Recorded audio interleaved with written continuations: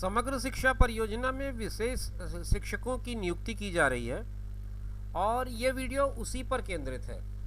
दोस्तों नमस्कार, आप देख रहे हैं जीरो पीरियड। आज हम लोग बात करेंगे कार्यालय जिला शिक्षा अधिकारी एवं जिला परियोजना अधिकारी समग्र शिक्षा जिला नारायणपुर के एक प्रेस विज्ञप्ति की।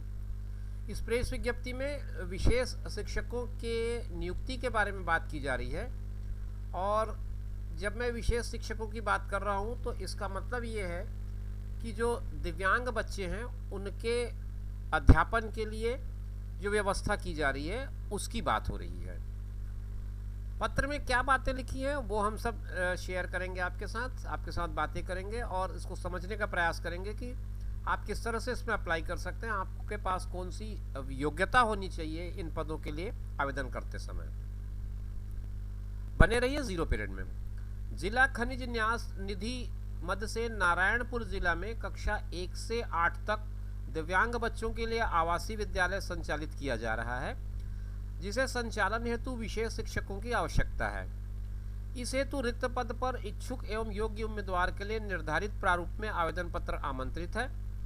आवेदक अपना आवेदन 16 अगस्त से पहले स्पीड पोस्ट के माध्यम से भेज दें या फिर स्वयं उपस्थित होकर के कार्यालय में भी सबमिट कर सकते हैं। उसका पता है कक्ष क्रमांक 75 कार्यालय जिला शिक्षा अधिकारी जिला नारायणपुर। कार्यालयीन समय होगा 10 से 5:30 के बीच। इसके बीच में आप आकर के अपना आवेदन सबमिट कर सकते हैं स्वयं या फिर आप डाक के माध्यम से स्पीड पोस्ट से भेज सकते हैं। स्थिति के बाद अगर आप आवेदन करते हैं तो फिर आपका आवेदन स्वीकार नहीं किया जाएगा।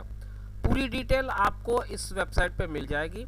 हालांकि उस डिटेल की जो PDF है वो मैं आपके लिए शेयर कर रहा हूँ, आप लिंक में जाकर के उसे डाउनलोड कर सकते हैं। डिस्क्रिप्शन बॉक्स में वो लिंक मैं आपके लिए दे देता हूँ ताकि आप इस PDF को डाउनलोड कर लें। एजुकेशन हब गरांजी में दिव्यांग बच्चों के लिए आवासीय विद्यालय का संचालन किया जा रहा है 23-24 से। ये संचालन प्रस्तावित है और इसके लिए पदवार शिक्षक, केयरटेकर, रसोईया, चपरासी, स्वीपर की सूची निम्नानुसार है। सबसे पहले विशेष शिक्षक मानसिक मंद, एक पद है, 23,000 रुपये की सैलरी है, 11 महीने की आपकी पोस्टिंग होगी और आपको स्नातक होना ज़रूरी है। साथ में RCI द्वारा मान्यता प्राप्त संस्था से विशेष शिक्षा में D.Ed या B.Ed होना ज़रूरी होगा। इसी तरह से श्रवण बाधित के लिए एक पद है, 23,000 इसकी भी सैलरी है, 11 माह इसकी भी अवधि बताई गई है। स्नातक होने के साथ साथ RCI के द्वारा मान्यता प्राप्त संस्था से श्रवण बाधित शिक्षा में D.Ed या B.Ed का डिग्री होना ज़रूरी माना गया है।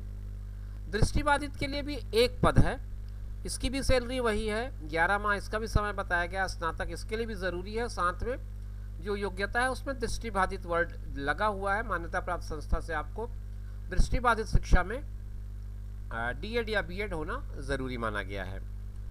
फिर विशेष शिक्षक CPLD ऑटिज्म, 23,000 रुपये इसकी सैलरी होगी। मान्यता प्राप्त संस्था से स्नातक होना ज़रूरी है। साथ ही CPLD ऑटिज्म विशेष शिक्षा से D.Ed या B.Ed उत्तीर्ण होना ज़रूरी है।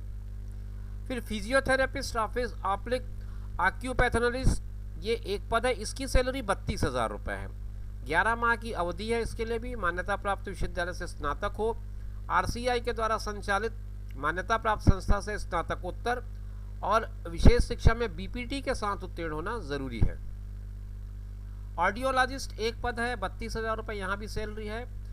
स्नातक होने के साथ साथ आपको RCI द्वारा मान्यता प्राप्त संस्था से स्नातकोत्तर और विशेष शिक्षा में इसमें BSP-LP कहा गया है उत्तीर्ण होना ज़रूरी है।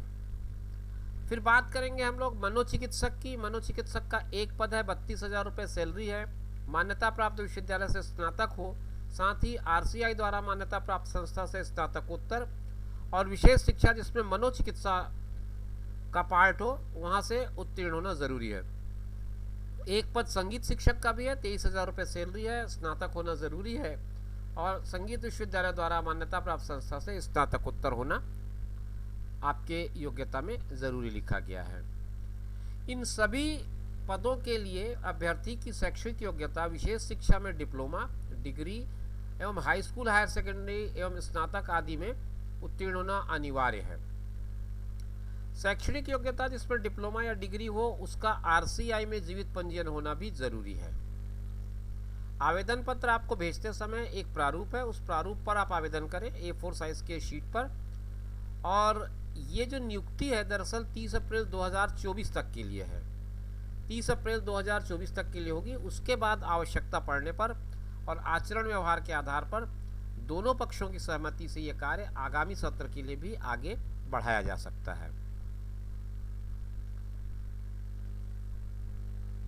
ये चयन प्रक्रिया का एक पूरा डिटेल है, आप इसे डाउनलोड करके पढ़ सकते हैं ताकि आपको किसी भी तरह का कोई कन्फ्यूज़न मन में ना रहे।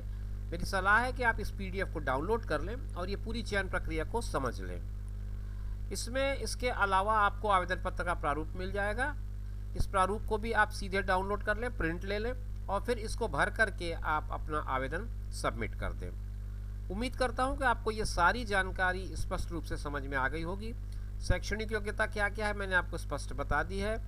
आप जब आवेदन पत्र जमा करेंगे तो ये संलग्न प्रमाण पत्रों की एक सूची है, इस सूची के अनुरूप आप सारे डॉक्यूमेंट को इनक्लोज कर दें, अटैच करके फिर उसके बाद उसको भेज दें बताए गए पते पर। शुभकामनाओं के साथ इस वीडियो को मैं यहीं पर विराम दे रहा हूँ। आपसे फिर बात करेंगे नए वीडियो में, तब तक के लिए दीजिए इजाज़त। नमस्कार।